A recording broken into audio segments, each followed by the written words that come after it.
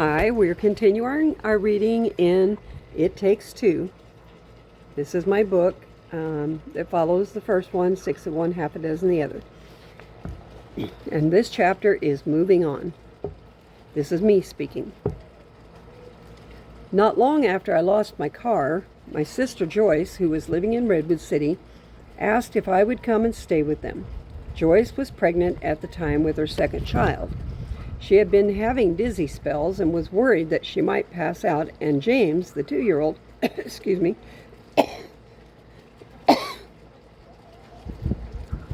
would get into mischief. She asked if I would consent to come and stay with her until the baby came. They lived in Redwood City near San Jose. "Thank you, but I preferred to stay in Clovis," I said. Then came the pressure from the rest of my family. They did their best to make me feel guilty because I was not willing to go and help. After all, I was free to go where I wanted, or in their case, where they thought I was needed. I had already gotten into trouble when I tried to help another sister, and I was none too anxious to do it all again. Besides, I had other reasons for not wanting to be there. I was, however, feeling a bit crowded at Dee's, so I finally consented to go. I didn't have any other options at the time. I had not located another apartment, and it would be several months before Dell returned. I could give it a try. I carefully avoided the mention of the incident with Dell's mother when I wrote to Dell for fear of upsetting him at a time when his life could have been in daily peril. As I learned later, it was. Joyce and her husband came to Clovis to pick me up and took me to their place in the Bay Area.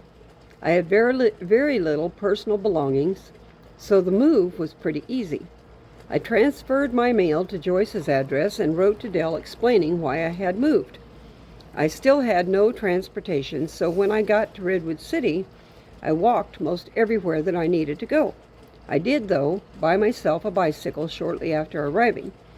They put me in the room with the 2-year-old James, and for the most part, I was fairly comfortable. The city in the Bay Area was clean and bright and received the fresh sea breezes in the afternoon. The sun shone most of the time, and I spent a lot of time in the open air, walking or riding my bike. I liked the atmosphere in Redwood City. I thought it might be a nice place to settle down. Toddlers are just that. They toddle. Their heads are large for their body size, and they are still learning to balance. They often fall down and get bumps and bruises.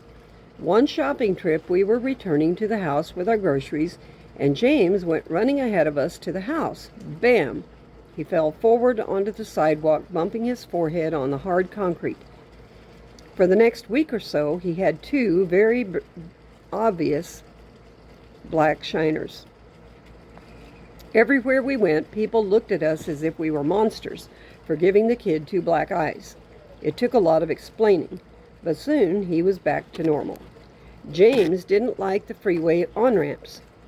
There were a lot of them in the area. Car seats for children were not required, and mostly James rode standing up in the floorboard of the front seat. The centrifugal force of the car making the tight turn caused him to tilt sideways. He couldn't stand up straight, and he didn't like it. Whenever we had to drive onto one, he would holler, "Stop it!" as we went around the tight circle. Shortly after I moved there, I saw a small column in the paper where the news of servicemen were printed. There was a small blurb stating that Louis D. Calkins, U.S. Army, had been promoted to corporal. Boy, was I proud.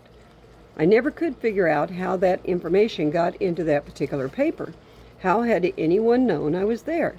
I had barely arrived. It is a mystery to me. Perhaps because I was receiving an allotment check, the military knew where I was. However, I was overjoyed over Dell's promotion. With his promotion came an unexpected blessing, a raise in my allotment. Because Dell was in active combat, my allotment had increased to $200 a month from the original $90. Joyce's husband worked as a truck driver for a charity organization. Sometimes people would donate things that he said that the organization's store did not want. The second-hand store didn't take furniture, so when people donated furniture, he would bring it home. Those things he was allowed to keep if he wanted. In one instance, it was an upright piano, which I bought from Joyce for $50. It had a very thick layer of white paint and candle wax on it. I didn't play, but I had always wanted to. I thought the piano was worth restoring. I spent the next several weeks stripping off the old white paint that had hidden the real beauty of the piano. It had wooden lattice work and carved embellishments. Sometimes the only thing that could remove the embellished paint was a toothpick. It was intricate work, and it gave me something to occupy my time. Once, her husband, brought home a couch. Another time he brought me a bedroom set made of bird's eye maple. Since I had no bedroom furniture, I really appreciated it. I had settled into a routine and was fairly comfortable for the time being. I still didn't have a job because I was there to help with the baby. Because I was living with Joyce, I didn't have to pay rent, so I was able to put most of my money into a savings account. Much of my time in Redwood City with Joyce was good. I was glad for the bicycle and rode it all over town when I wanted to shop. One time I had a flat tire and had to roll my bike into the service station to air up the tire. The attendant came to assist me. As soon as he discovered I was married and my husband was away, he asked me out. I thanked him and said no. I was riding my bike another day during rush hour. I turned to drive up onto the sidewalk, missed the entry, and hit the curb. I flew head over heels and landed on the sidewalk. Thankfully, I was uninjured, except for my pride. One of the things I learned to enjoy while I was there was cream cheese. I had never had cream cheese before, and I loved it. It came in small, square, foil-wrapped pieces, which I would unwrap and eat right out of the package. Delicious. I could afford the fat. I only weighed 100 pounds. At 5'7", I was skinny as a rail. Dale liked to tease me that I was so skinny if I stood under the clothesline in the rain, I wouldn't get wet. Joyce and I were 2 years apart and had always been close, so I enjoyed living with her. We did all kinds of things together. We especially enjoyed going to the second-hand stores.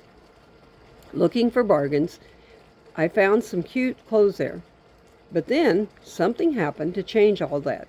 I was walking alone one day, and Joyce's husband pulled up beside me and asked if I wanted a ride. My internal warning system was twanging. I thanked him and said, no, I prefer to walk. I didn't think too much about it at the time, but later, I was glad I had declined the ride. A few years later, he was caught and convicted of rape.